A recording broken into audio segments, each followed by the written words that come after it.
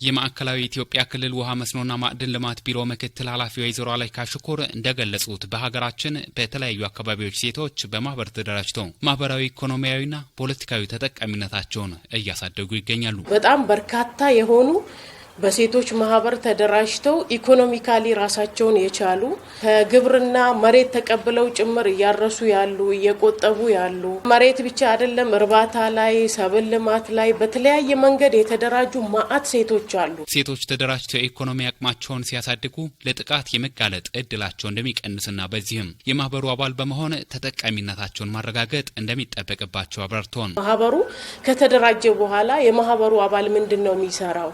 አብሮ ይታገላል፣ ለሴቷ መብት ይሟገታል፣ የህፃናት ጥቃትን ይከላከላል፣ በርካታ ኢሰባዊ የሆኑ ድርጊቶችን ድምጹን ያሰማል በሚል ያነሳናቸው ነገሮች አሉ።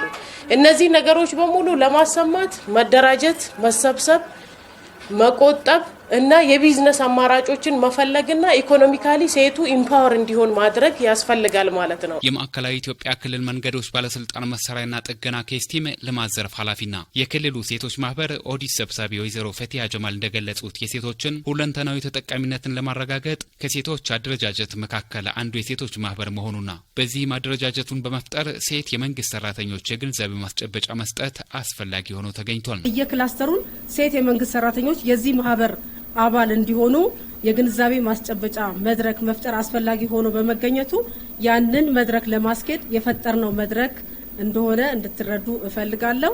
ከዛ ባሻገር ምሁራን ሴቶች በዚህ ማህበር አባል ሲሆኑ ማህበሩ ወደ ተሻለ ደረጃ በእውቀት እንዲሸጋገር የቴክኒካዊ ድጋፍ የምታረጉበት አባል በመሆናችሁ በተለያየ መንገድ ማህበሩ እንዲጠናከር ምቹ ሁኔታ የሚፈጠርበት ሁኔታ የሚኖርበት ነው። በክልሉ በሁሉም ክላስተር የሚገኙ ሴት የመንግስት ሰራተኞች ማህበሩ አባል ሲሆኑ ማህበሩ ወደ ተሻለ ደረጃ እንዲሸጋገርና እንዲጠናከር እንደሚያግዝ ገልጸው እድሜያቸው 18 ዓመት የሆናቸው ሴቶች አባል መሆን ይችላሉ ብለዋል።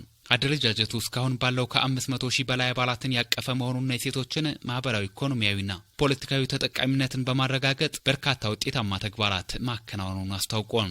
ሴት የመንግስት ሰራተኞች የማህበሩ አባል በመሆን ጠንካራ ስራዎችን በማስቀጠልና ጉድለቶች በማረም ድምጻቸውን የሚያሰሙበት ጠንካራ መሳሪያ መሆን አለበት ብለዋል ወይዘሮ ፈቲያ። እኛ በዚህ አደረጃጀት አባል ሆነን ጥንካሬውን የበለጠ አሻግረን የምንሄድበት ጉድለቱን ደግሞ ክፍተቱን እየሞላን የምንሄድበት እጅ ለእጅ ተያይዘን እንደራጅ ድምጻችን እንዲሰማ ምቹ ሁኔታ ይፈጥራል።